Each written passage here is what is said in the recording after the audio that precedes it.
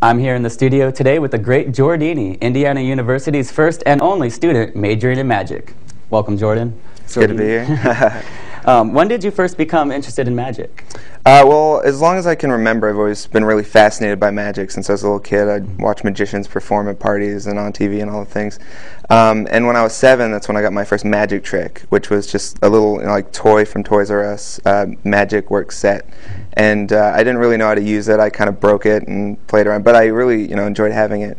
And I kept being interested, and my older brother actually used to do magic at my birthday parties. He was into it as well, and of course I would get into all of his magic tricks as well. So finally, when I got old enough, my mom started buying me my own. And when I got to high school, it's kind of when it really took off, because I met some other magicians who knew a lot more than I did, and I would sort of shadow them around. I found out where their classes were, and they'd come out, and I'd go up and say, "Hey, teach me something." And we had a really great friendship, and so I learned a lot in high school, and it was a really great area for me to perform, because I had lots and lots of people that just always were ready to see magic. So it's kind of a great place for me to Nice. sort of grow. Yeah, most definitely. Stupid in America. That's a nasty title. But some nasty things are going on in America's public schools, and it's about time we face up to them. We see so many movies showing us wild kids. Kids arriving at school doped up. Who was Joan of Arc? The movies tell us the kids are stupid. Noah's wife? The Republican-controlled House of Representatives, in an effort to alleviate... And the teachers, boring. Anyone? Anyone? Are real teachers that dull? Students told us yes. Some teachers are very boring, so everybody falls asleep. And is school as bad as the movies suggest? You see kids all the time walking into school smoking weed, It's a normal thing here. Normal, kids say, here at Abraham Lincoln High in New York. 4 years have been miserable in this school. It's like a hellhole. A hellhole? Really? It makes me want to know more, but it's hard to get our cameras into schools. New York City School District wouldn't allow us in at all. Washington, D.C.'s district steered us to the best classrooms, like this one taught by Jason Camras, the National Teacher of the Year. 24 positives and 10 negatives. Draw it out. Oh, yeah. This is nice, and there are many outstanding teachers. But we wanted to tape typical classrooms. We were turned down in state after state. Finally, Washington, D.C. did allow us to give cameras to a few students they handpicked at 2 schools they handpicked. One was this one, Woodrow Wilson High. Newsweek says it's one of the best schools in America. Yet what the students taped wasn't confidence-inspiring. This is Wilson High School. We dance. Note that the teacher's in the class when he does this.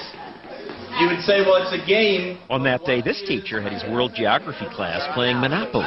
Right now, we're going to ask Mr. Greiner what Monopoly has to do with world geography.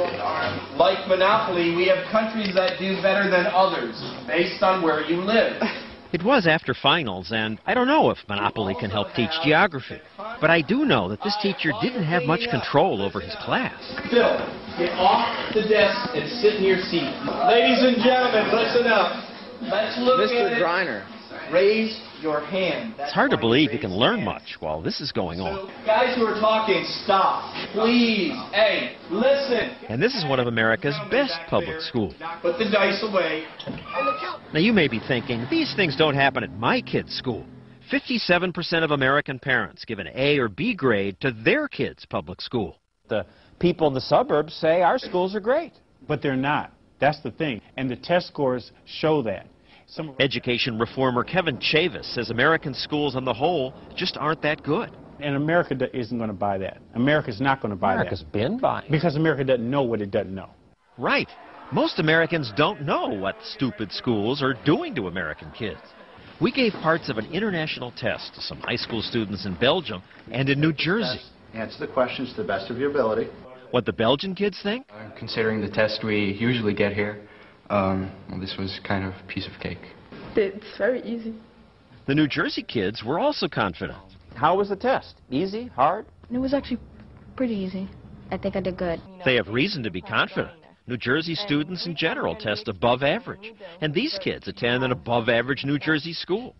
But the Belgian kids cleaned their clocks. They got 76% correct. You got 47% correct. I'm shocked, because it just shows how much advanced they are compared to us. This boy got the highest score among the Americans, but didn't come close to the top-scoring Belgians. The test was so easy. I think that if the kids in America couldn't do this, they're really stupid. Stupid? Really? Jay Leno's routines make you think it's true. What state holds the Kentucky Derby every year? Think about it. The Tonight Show says these are not staged. These are their real answers. Kansas. What's the name of this book? War and... The big... Sex. War and Sex. What is the Bill of Rights? You're going to law, aren't you, sir? The Bill of Rights? Okay. What's the purpose of the Bill of Rights? I don't know. What was a major cause of the Civil War? I don't know. American high school kids are beaten on the international tests not just by kids from Belgium, but by kids from most countries, even poorer ones like Poland, the Czech Republic, South Korea. So are American students stupid? No, we're not stupid, but we could do better. I think it has to be something with this school, because I don't think we're stupid or lower than them. Right, something with the school, because the longer kids spend in American schools, the worse they do.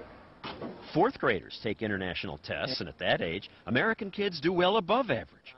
But by high school, they've fallen way behind. Brain power, which is not confined to any one country, has become the competitive advantage in the 21st century, making education at the center of global competition in this century.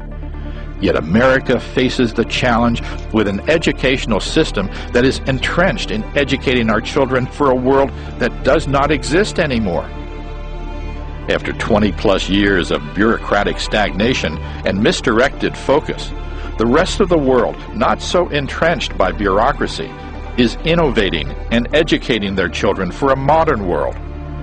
The result is potentially catastrophic for America if something is not done to change course, and you can see the warning signs everywhere.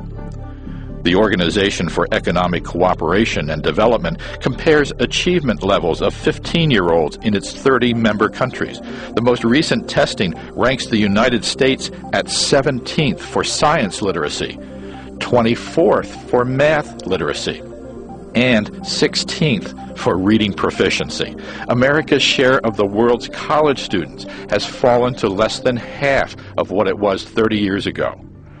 A 2007 Time magazine article cited test results comparing the best and brightest math students in 6 countries. The U.S. tied with Estonia near the bottom of the test group.